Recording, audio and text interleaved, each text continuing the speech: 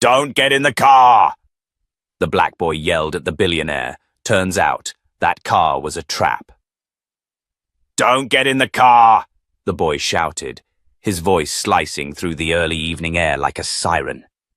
Elijah Carter, barely 12, small for his age but with fire in his eyes, ran barefoot across the cracked pavement of the old gas station parking lot. His voice cracked with urgency. Don't get in! It's a trap! Across the lot, dressed in a tailored navy blue suit that probably cost more than the station itself, billionaire real estate mogul Victor Langston paused, one hand on the handle of the sleek black SUV waiting for him with the door held open by a sharply dressed driver. Victor blinked, confused. What did you say, kid? Elijah skidded to a halt, chest heaving. That car, it's wired. There's something under the seat. You can't see it, but I heard them talking about it. You get in, you die. For a moment, there was only silence. Even the wind seemed to stop. Victor's security detail immediately sprang into action. 2 bodyguards drew weapons, shielding the billionaire and pushing Elijah back. The driver instinctively closed the SUV door with a firm thud and stepped away, hands raised. What the hell is this? One of the guards barked. Victor held up a hand. Wait. He squatted slightly to Elijah's level, narrowing his eyes. Start talking. Who are you? Elijah glanced around, his lips trembling. My name's Elijah. I sweep floors and clean toilets in that motel down the road, but I sleep behind the laundromat. I heard men talking last night. 2 of them. They said someone named Langston would be leaving the foundation event through the back lot tonight. They planted something under that seat. Victor's face hardened. His detail chief, Mason, was already barking into his earpiece, summoning the bomb squad. You expect me to believe a street kid just saved my life out of nowhere? Victor asked quietly, suspicious but shaken. Elijah's jaw clenched. Believe what you want, but check under that seat, please. Just check. Within minutes, a black SUV with flashing blue lights screamed into the lot. Technicians in thick suits swarmed the parked vehicle, now cordoned off with yellow tape. One of them dove under the seat with a scanner and instantly froze. Sir, he called out to Mason, we've got a device.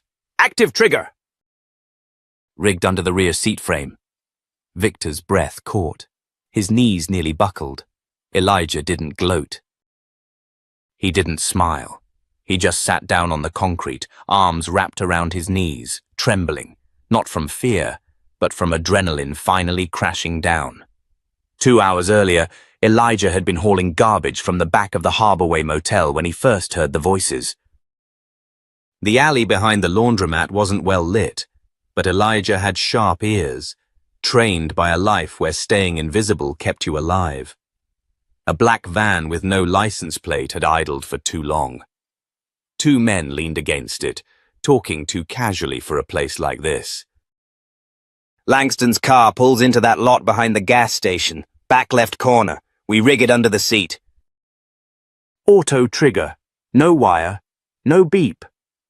By the time he's halfway down 9th Street, boom. Elijah froze. Langston. The name sounded familiar.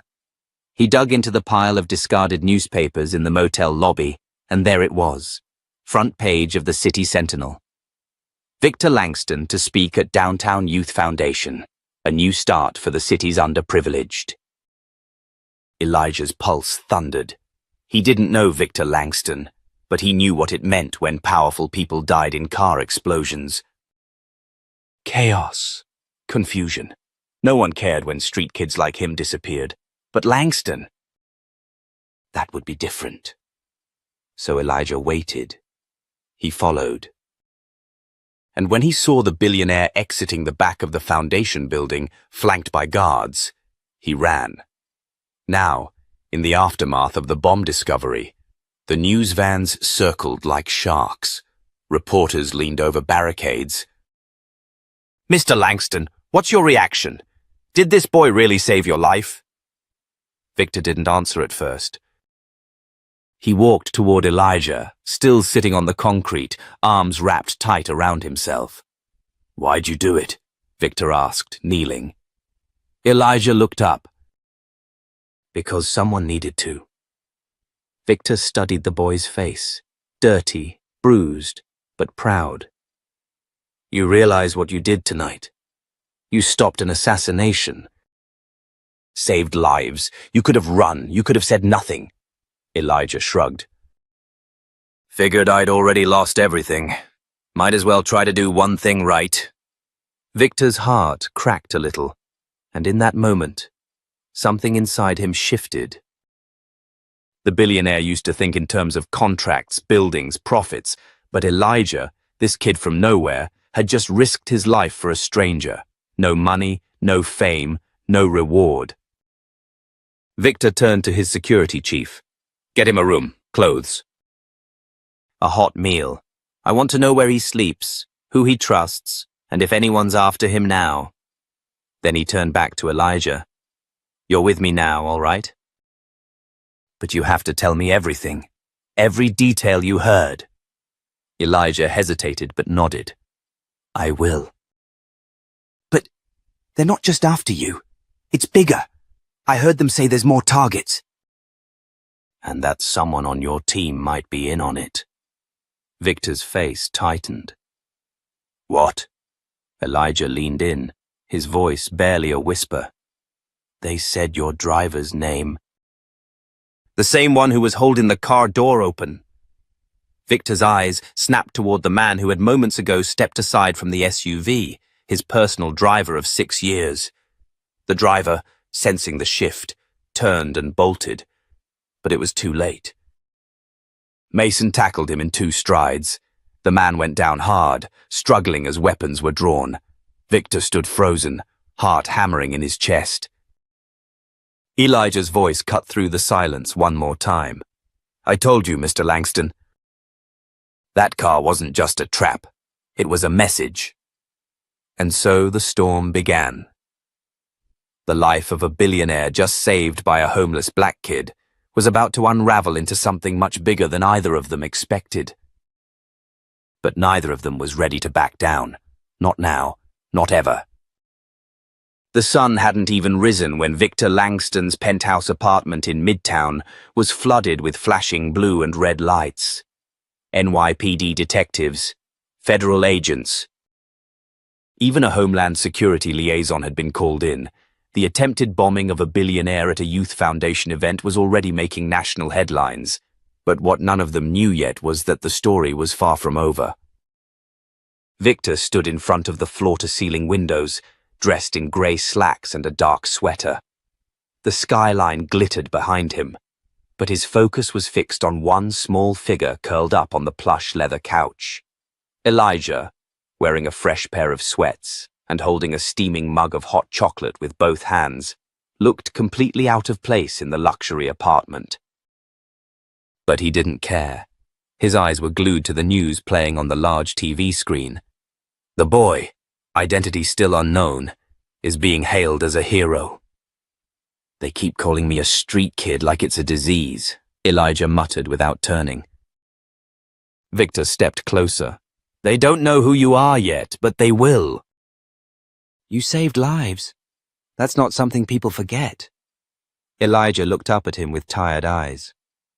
I didn't do it to be famous. I did it because I've seen enough people ignored to know what that leads to. Victor nodded. You're right. He sat down across from the boy, hands steepled. You said last night that there were other targets. That someone might be helping them from the inside. I need to know everything. Every word. Every name. Elijah set the mug down. I didn't catch all their names, but they were talking about foundation donors. You. Senator Clifton. And someone named Wyatt. He owns a tech firm downtown. Victor's brows pulled together. Clifton's the chair of the Senate Oversight Committee on Infrastructure. Wyatt builds security systems for half the city's critical networks. You think this is just about you? Elijah asked quietly. Victor didn't answer, because deep down, he knew. This wasn't a personal hit. It was the start of something far bigger. Before he could respond, Mason stepped into the room. The veteran security chief looked rattled. Victor, the driver, Nick, lawyered up. But there's more. His bank account shows a deposit 2 weeks ago. Offshore. Cayman Islands. High 6 figures. Victor stood up. He's bought. But not alone. Elijah said there was a second guy in that van. Yeah. We think we've ID'd him from security footage near the laundromat. Facial match hits a guy named Dale Havers, ex-military, dishonorable discharge. Ties to a domestic militia group flagged last year by the FBI. Victor turned to Elijah. That sound like one of the guys you heard? Elijah nodded. The one with the rasp in his voice. Smoked the whole time. Called you Langston the puppet. Victor's jaw tightened. Mason handed over a tablet showing surveillance stills. Elijah leaned in and pointed. That's him! Victor turned to Mason. Tell me we're already tracking him. We tried. He went dark last night, but we got a lead. He used a burner phone to call someone in South Bronx. Apartment registered to a Jane Lasky, small-time fixer. No priors, but she's been in and out of City Hall as a clerk. Victor's mind spun. City Hall? So we've got eyes in government? That's the implication. Elijah suddenly stood up, hands balled into fists. Why are you trusting me with this? I'm just a kid. I live behind a damn laundromat. Victor looked at him squarely. Because you noticed what a dozen trained men missed. You acted when everyone else ignored the signs. That makes you part of this now, whether you like it or not. Elijah swallowed hard. Then don't let me get shut out. I want to help. Mason raised an eyebrow. He's a kid, Vic. Victor didn't break eye contact. He's the only one who heard the original plan. If they think he's just some lucky punk, we can use that. What are you saying? Mason asked. Victor turned toward the window again. We let them think he's still on the streets. Invisible, and he listens, just like before. Mason was silent for a beat, then nodded slowly. It's crazy, but it might work. Elijah's eyes lit with something Victor hadn't seen in them before. Not just defiance, purpose. Fine, he said. But I need to go back to the motel. That's where I heard them before. They might come back. You'll have protection, Victor said. But from now on, you don't move unless I know about it. Deal? Elijah nodded. Deal. As the room cleared, Victor's phone buzzed. A text from a blocked number. You were supposed to die last night. He ruined everything. Next time we won't miss. Victor stared at the message, his blood turning cold. He didn't show Elijah. Not yet, but he knew something now with absolute certainty. This wasn't just a warning. It was war, and the enemy wasn't just coming for Victor Langston. They were coming for anyone who dared to stand in their way. Anyone. Even a 12-year-old boy who'd made the mistake of caring. The faded motel on the corner of Madison and 141st was quiet. Too quiet. Elijah stood in the alley behind it, hands in his hoodie pockets, trying to look as invisible as always. But tonight, his eyes were sharper. He wasn't just a kid ducking cold winds anymore. He was bait in a trap neither he nor Victor could fully see. He muttered into the small mic hidden under his collar. No sign yet. You sure they'll come back here? Victor's voice came through the earpiece, calm and focused. If Havers used this place as a meeting spot, someone's bound to return. Just keep your distance and listen. Elijah glanced at the broken-down SUV parked 2 spots over. Mason sat inside, eyes locked on the entrance, ready. Across the street, a black SUV idled with tinted windows. Victor was in there, watching everything unfold. But something felt off. Elijah could feel it in his gut. Minutes ticked by. Then a beat-up brown sedan pulled into the lot. Two men stepped out, both in construction gear, but the way they moved was too careful, too controlled. One of them, stocky and pale with a twitch in his jaw, scanned the perimeter before lighting a cigarette. Elijah's heart skipped. That was the smoker, Havers. The second man stayed close to the car, popping the trunk and retrieving a black duffel bag. Heavy, handled with caution. Elijah murmured, "They're here." "One has a bag, looks weighted," Victor responded quickly. "Don't engage. Just listen. Get as much as you can." He ducked behind the dumpster as the men approached the back staircase of the motel. They paused at the door, room 7B.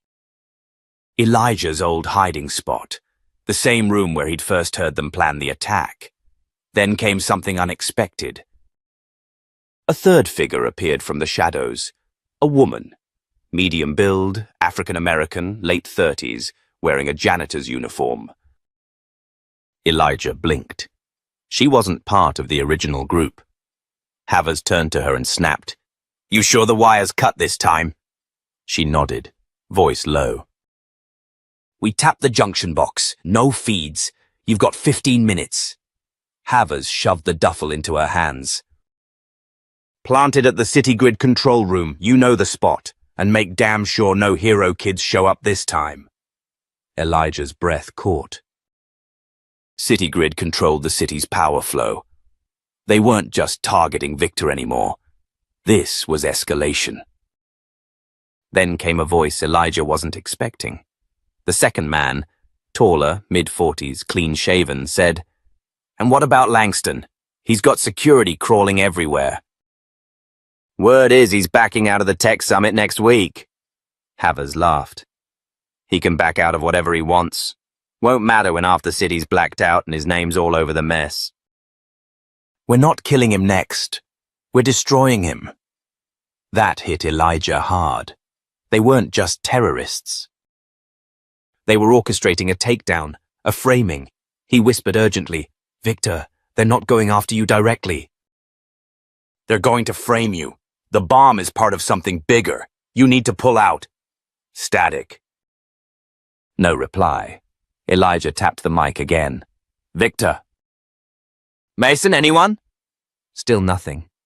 Suddenly the tall man's head snapped toward the alley. "You hear that?" Panic shot through Elijah as both men reached under their jackets. He bolted, sprinting around the corner, heart in his throat, sneakers slapping against wet pavement. He reached the back fence just as headlights flared to life. The brown sedan peeled out from the lot. Behind him a voice growled, "Got you!" Rough hands grabbed him from the shadows.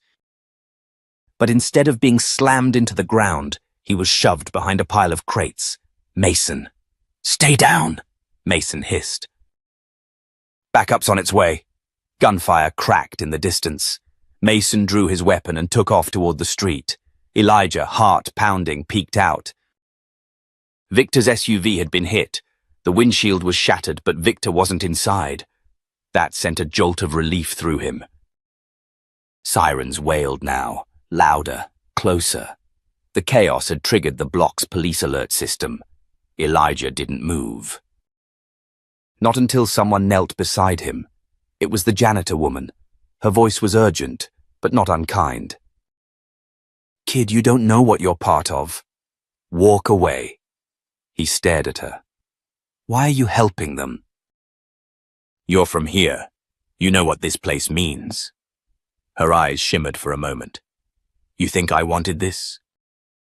"You think I got a choice? They got my brother locked up on federal charges. Said they'd make them disappear if I played along." Elijah hesitated. "You could have told someone. Victor could help." She looked away. "You don't know how this works." Then she bolted, disappearing into the maze of alleys. Victor finally arrived, breath heavy, flanked by uniformed agents. "You all right?" he asked. "They're gonna frame you," Elijah said, voice shaking. "They're gonna make it look like you funded the blackout." Victor froze.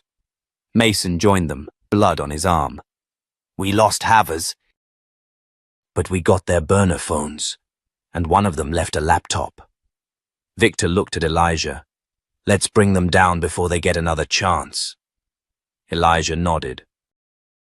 For the first time, he wasn't just running. He was fighting back.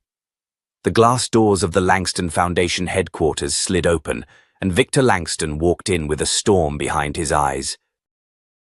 The once glowing screens of his innovation lab now displayed surveillance footage from the motel sting gone wrong. Elijah trailed behind, scuffed sneakers wet, hoodie still damp from the alley. Victor's chief of security, Layla Torres, stood waiting, arms crossed.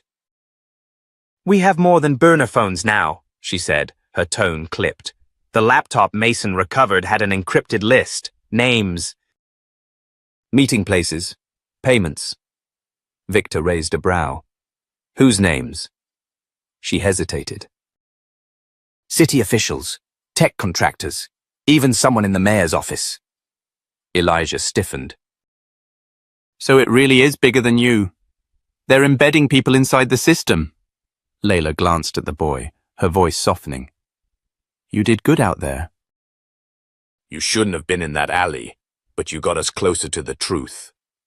Victor turned toward Elijah. "From here on, you don't do this alone. You're part of the team now." Elijah blinked. "Me? You knew what was happening before any of us did. You saw the cracks." Victor didn't say it aloud, but he meant it. Elijah's warning had saved his life. Layla nodded toward the screen. "There's one more thing. That janitor, the woman from the motel, she used to work here, under a false name. She had access to our internal systems." Victor clenched his jaw. "So they've already been inside." A loud knock on the lab's glass wall interrupted the tension. It was Mason. "They made their move," he said. "Citygrid's west sector is offline. Power's out across 6 blocks. And guess who's getting blamed?" Victor turned toward the nearest monitor. News alerts flashed across it. "Langston Systems involved in Citygrid failure. Federal probe underway, and one that chilled the air in the room. Victor Langston called to testify." "They're moving fast," Layla muttered.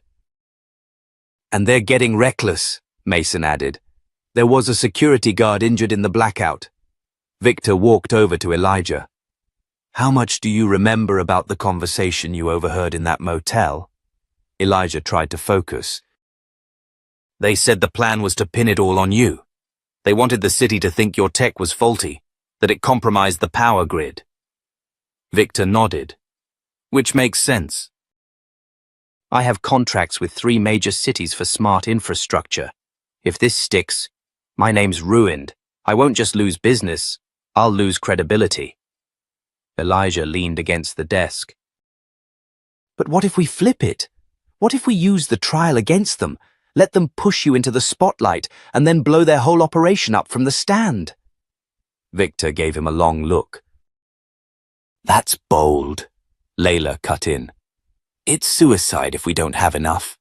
We'd need someone from the inside." "Someone who knows the whole chain." Mason stepped forward. "I've been digging into the janitor. Her name's actually Nadine Brooks. Worked city maintenance for a decade. Her brother's in federal prison, trumped up charges. Same month she disappeared into the underground." Victor narrowed his gaze. "She's the key, and she's scared," Elijah said, "but I think I can get to her." Layla turned. "Absolutely not." "We're not sending a kid into that mess again." But Victor raised a hand. "She made eye contact with him. She let him walk away." "That means something." Elijah straightened. "I know where she goes after dark. She drops food off at the old shelter near 116th. I used to see her there.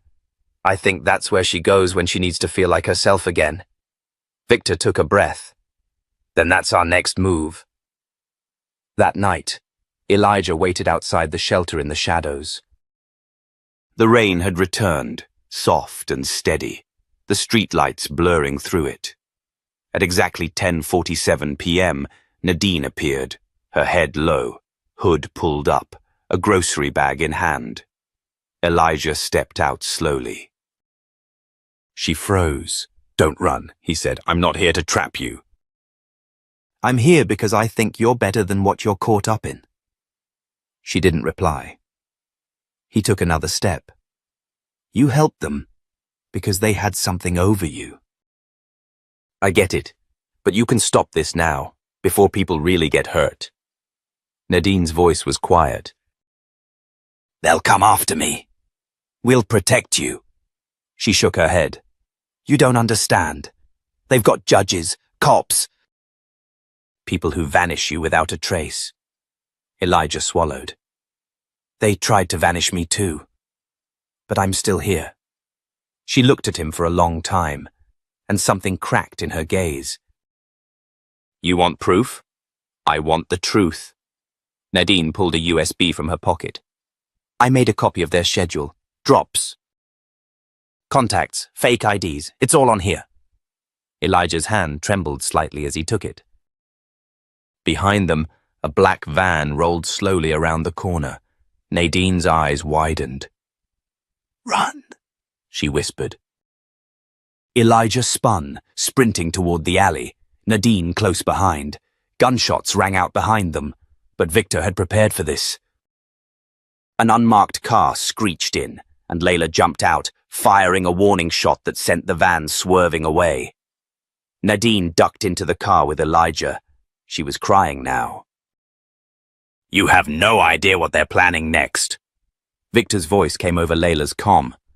"What did she give us?" Layla glanced in the rearview mirror. "Enough to bring the whole thing down." The federal courtroom in downtown Manhattan buzzed with tension as news crews scrambled outside, lights flashing and reporters jostling for position. Inside, the air was tighter, suffocating even, filled with the weight of anticipation and betrayal. Victor Langston adjusted his tie as he took a seat at the front of the courtroom, flanked by his legal team. He looked calm, collected, but Elijah, sitting 2 rows back, could see it in his eyes. This wasn't just a hearing, this was a stage, and the show had already begun. Across the aisle, the prosecution team laid out boxes of evidence. But Elijah already knew what most of it was. Faked financials, manipulated system logs, even doctored blueprints of city-grid servers, all designed to make Victor look like the mastermind of a tech disaster.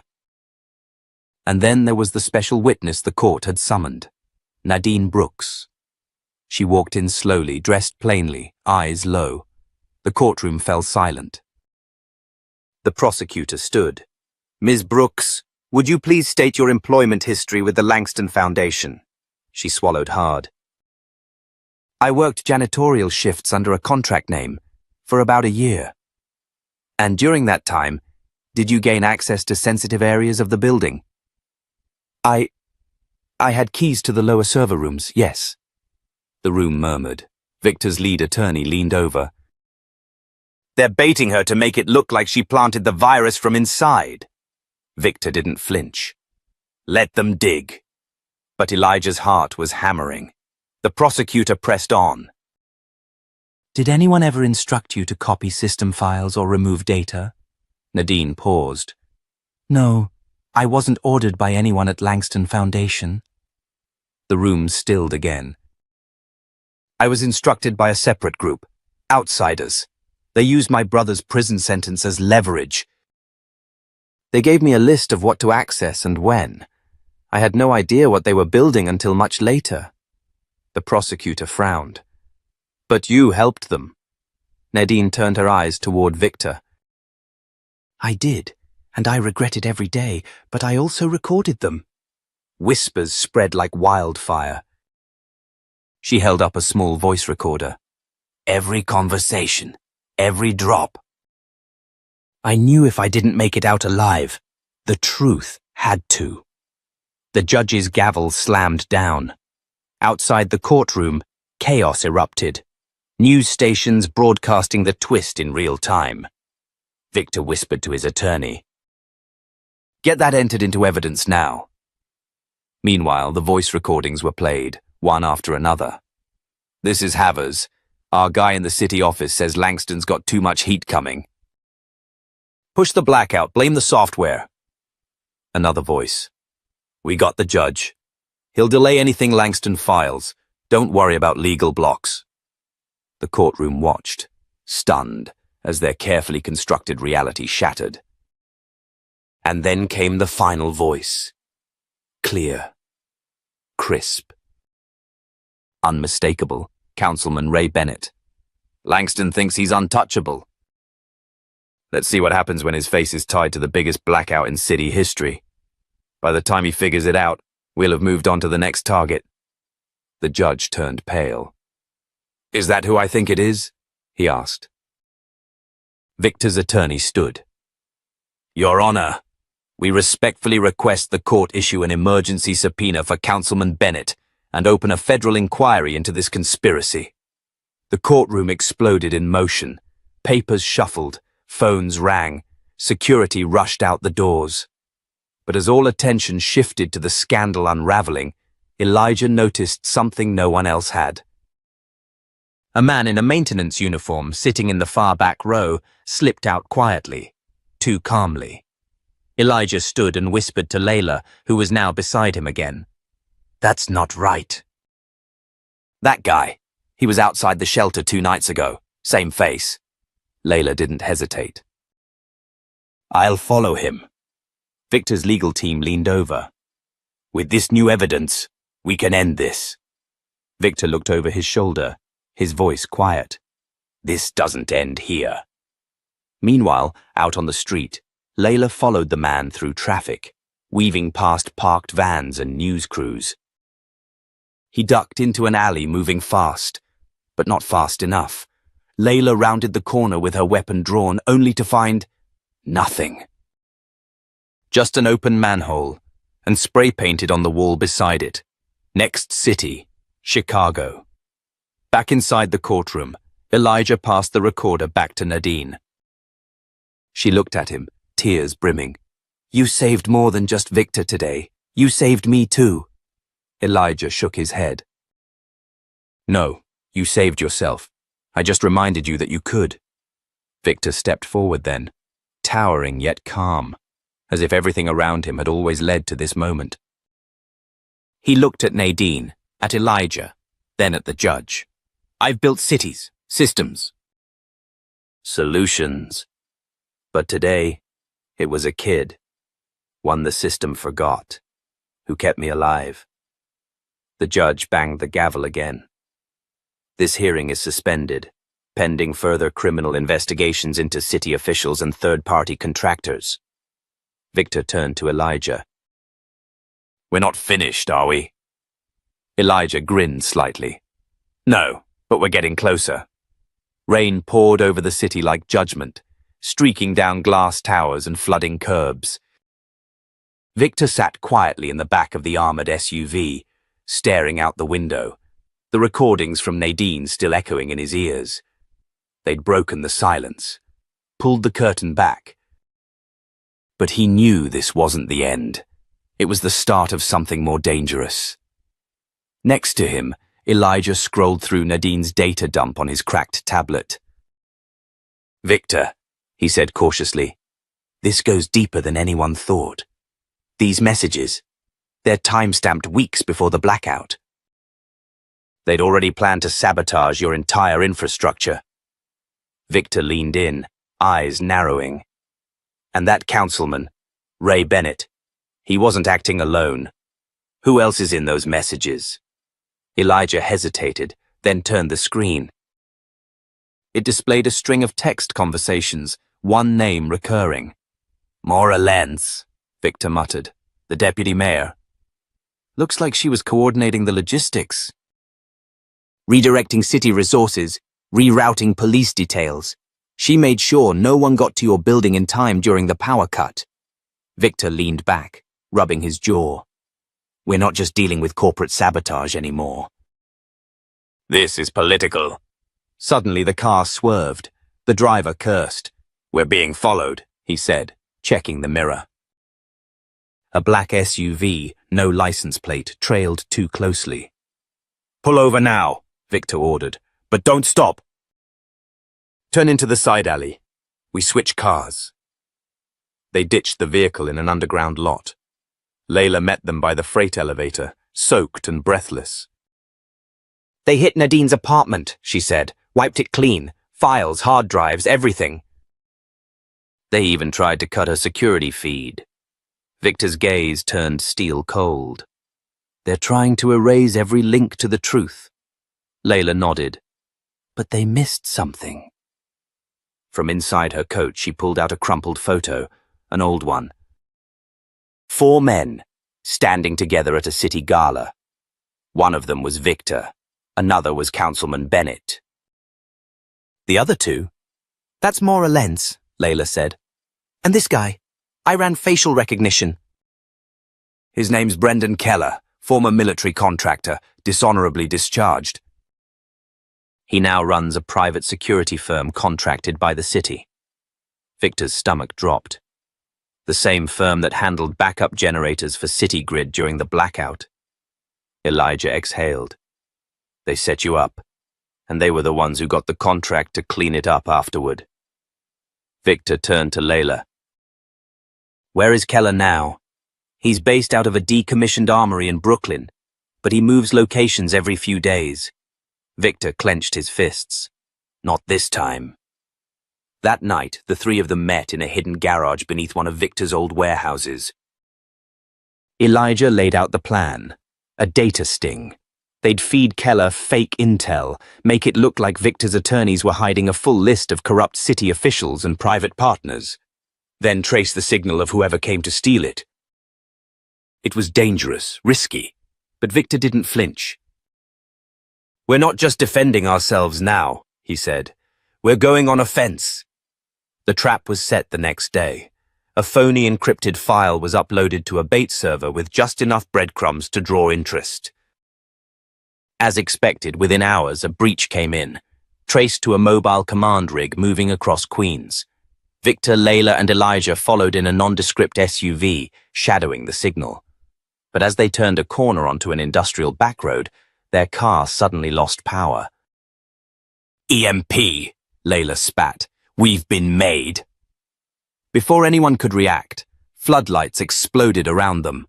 Armed men emerged from shadows, guns drawn. In the center stood Brendan Keller. He grinned beneath his grey stubble. Victor Langston. You just don't know when to quit. Victor stepped forward, calm despite the weapons. You staged a blackout that endangered millions, cost lives, and tried to pin it on me. Why? Keller smirked. Because you were in the way. You're a rich man playing savior, but this city doesn't need a savior. It needs control. Layla growled. And you think that means you? Keller stepped closer, unbothered. Everyone has their part to play. Yours was to take the fall. But you didn't stay down. Then, from the shadows, a voice cut through. Neither did I. Nadine stepped forward from the opposite side of the warehouse, holding up her phone. This entire conversation, she said, has been streamed live. To the press, to the feds, to everyone. Keller blinked. And the sound of sirens erupted in the distance. One of Keller's men panicked and fired into the air, but Layla tackled him instantly. The rest of the guards hesitated, then began to scatter. Victor grabbed Keller by the arm before he could flee. You built your empire in the dark, he said, but we just turned on the lights. Police stormed in seconds later, pinning Keller to the ground as news drones hovered above. As Victor stood in the swirling chaos, Elijah walked up beside him. You knew she'd show up, didn't you? Victor nodded. She wasn't ready before. But she is now. Nadine approached, voice shaking. "I was scared of being erased," she said, "but I'm more scared of letting this happen again." Victor smiled faintly. "Then let's make sure it doesn't." The victory didn't feel like a finish line. It felt like a pivot, a beginning. And Victor knew they'd won this round, but the system, it was still watching. Still shifting, and somewhere deeper, the next trap was already being set. The storm didn't let up. Sheets of rain sliced through Manhattan's skyline like glass falling from the heavens. Inside Victor's downtown high-rise, a war room had taken form. Maps, monitors, timelines, connections between corrupted officials, compromised systems, and the terrifying name Brendan Keller, everything pinned together in one tangled web. Victor paced in front of the screens, his expression unreadable. Elijah stood nearby, watching the feeds. Nadine sat at a desk, typing furiously, scanning encrypted files they'd recovered from the trap. Layla leaned against the window, arms crossed, eyes scanning the street below like a hawk. "Elijah," Victor said, "tell me the real reason Keller is doing this. It can't just be greed." Elijah didn't answer immediately. When he did, his voice was low. Keller used to be part of a covert defense program, Project Sentinel. It was shut down after a whistleblower exposed massive civil rights violations. He was dishonorably discharged. Ever since, he's been building his own network, targeting the same institutions that pushed him out. So this is revenge. Yes, but it's more than that, Elijah added. He wants to replace the system. Not reform it, control it. Victor's eyes darkened, and he started by eliminating anyone who stood in his way. That includes me. A loud beep interrupted them. Nadine straightened in her seat. "I've got something," she said. Encrypted video messages sent between Keller and someone named Orion. Looks like codename communication, but the footage is recent. This one's from 2 days ago. She played it. Keller appeared on screen, his tone calm but cold. "The Langston problem hasn't gone away. If anything, it's exposed more rot than we anticipated. We proceed with Phase 3. He thinks he's in control. Let's remind him who built the battlefield." Victor's jaw clenched. "Phase 3? Layla turned around. "That sounds final." Suddenly, all the monitors went black. "What the hell?" Nadine scrambled. "I didn't do anything." Then, one screen flickered back on. A countdown. June 1734. Elijah swore under his breath. "They've launched a cyber bomb." "It's targeting your financial infrastructure, everything tied to Langston Innovations, including our back channels. And that includes the safe accounts for the whistleblowers," Victor added grimly. Nadine jumped in. "We have under 18 minutes to stop it, or it'll look like you wiped everything clean yourself." "It'll make the narrative Keller's been pushing real." Victor looked at her. "Can you stop it?" "Not alone." He turned to Elijah. "You used to run cyber defense for the NSA. Can you override it?" Elijah nodded. "Only if I have direct access to the satellite node they're bouncing it through. And that means we need to get to one of the city's emergency comm towers, which they probably control," Layla said. Victor didn't hesitate. "Then we fight our way in." They jumped into action. Armed with flash drives, laptop rigs, and backup comms, they raced through the slick, chaotic streets of the city. Nadine navigated, directing them to a secured operations tower near Harlem. As they approached, they saw it was already surrounded. Private contractors. Keller's men. They had less than 10 minutes. "We need a distraction," Layla said, eyeing a parked construction truck. Victor nodded. "Make it loud." Layla grinned, ran over, hot-wired the truck, and sent it barreling into a fence near the east side of the tower. Guards rushed to respond. In the chaos, Victor and Elijah slipped inside with Nadine right behind them. Up the stairs, past the flickering security lights, into the cold server room. There, Elijah pointed. That console. Connect me. Nadine plugged in the drive, fingers flying. Elijah dove into the code. The countdown ticked. 00459. Victor stood by the door, gun drawn, heart pounding. He could hear footsteps in the stairwell. They're coming. We're almost through, Elijah said. I need 30 more seconds.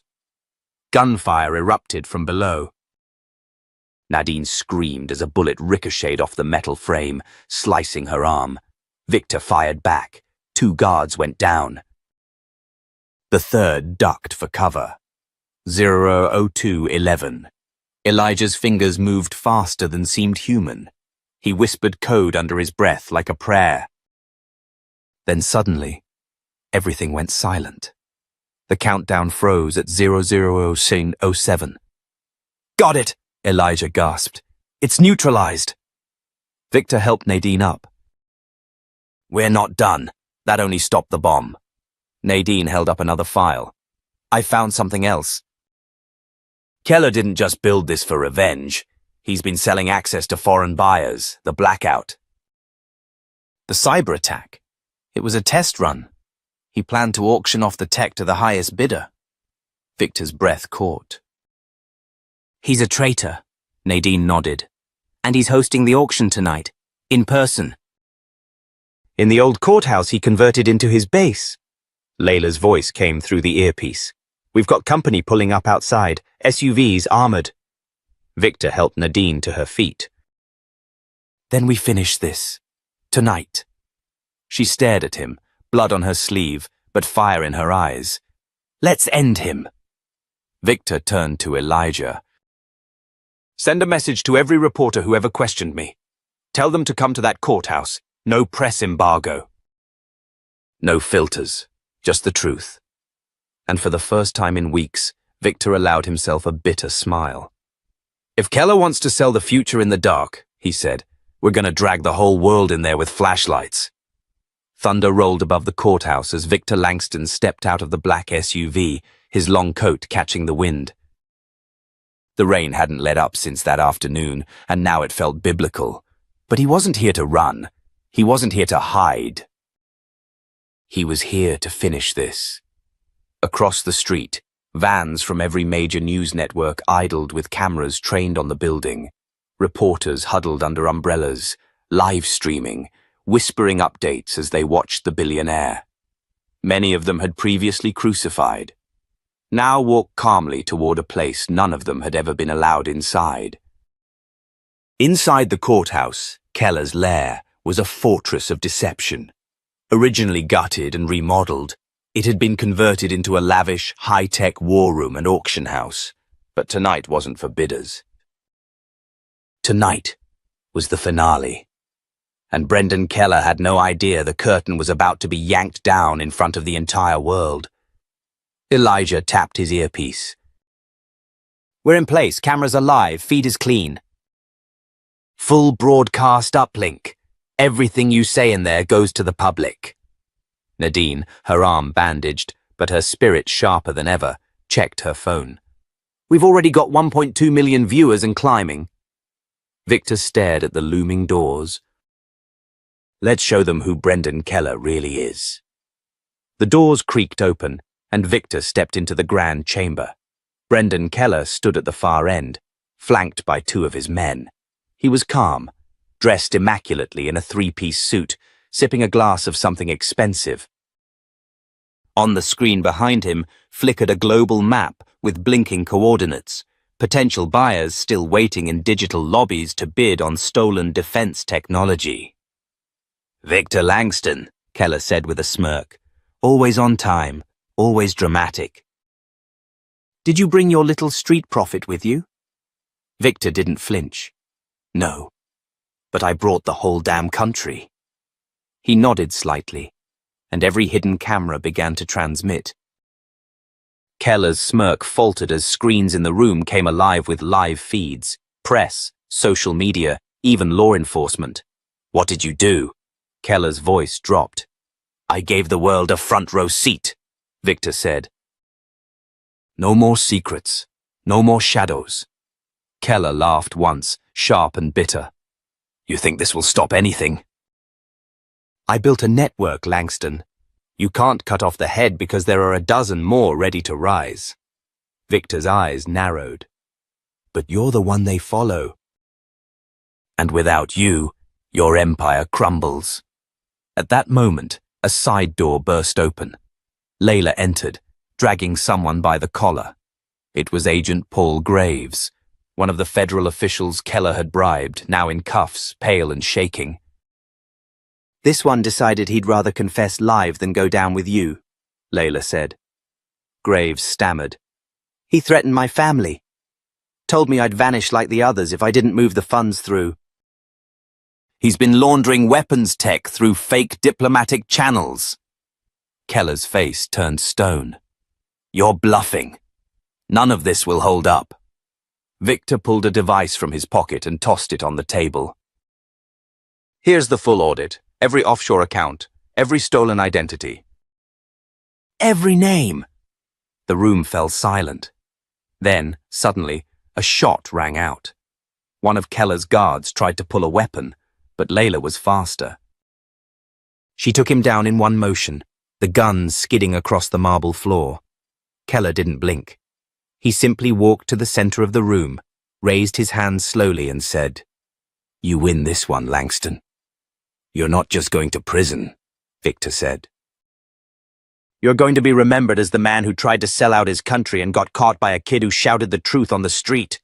Elijah's voice came through the earpiece. Victor, it's done. FBI teams are entering. They're taking control now. Outside, the flood of agents began. News cameras captured it all. Brendan Keller escorted in handcuffs, his empire of lies unraveling in real time. Hours later, as dawn broke, Victor stood on the courthouse steps. Reporters shouted questions, but he ignored them for a moment. He turned to the boy who now stood quietly beside him. Trey. You saw something that none of us did, Victor said, and you had the courage to speak up. Trey looked up at him. I just didn't want you to get hurt. Victor knelt beside him. You saved me, Trey. And more than that, you reminded me who I used to be before all this power made me forget. Nadine stepped forward, placing a hand on Victor's shoulder. Tell them what they need to hear, she said softly. Victor turned to the cameras. For years, I built a business thinking I could outsmart the system from the inside. But corruption isn't just about bribes and lies. It's about silence. About who's willing to speak when it matters most. He glanced back at Trey. This young man reminded me that truth doesn't always come from those with power. Sometimes it comes from the sidewalk. He looked directly into the lens. If you've ever felt like your voice doesn't matter, remember this moment. Because it does. And because of one boy who shouted when the rest of us stayed quiet, something truly evil was stopped. He stepped back, leaving the cameras to capture Trey in the light of sunrise. Let this be your reminder. Speak up, even if your voice shakes. Because the truth is louder than power, and courage can come from anyone, any age, any street. If this story moved you, don't forget to like, share, and subscribe to the channel, because stories like this, they need to be heard, and we need your voice to help tell them.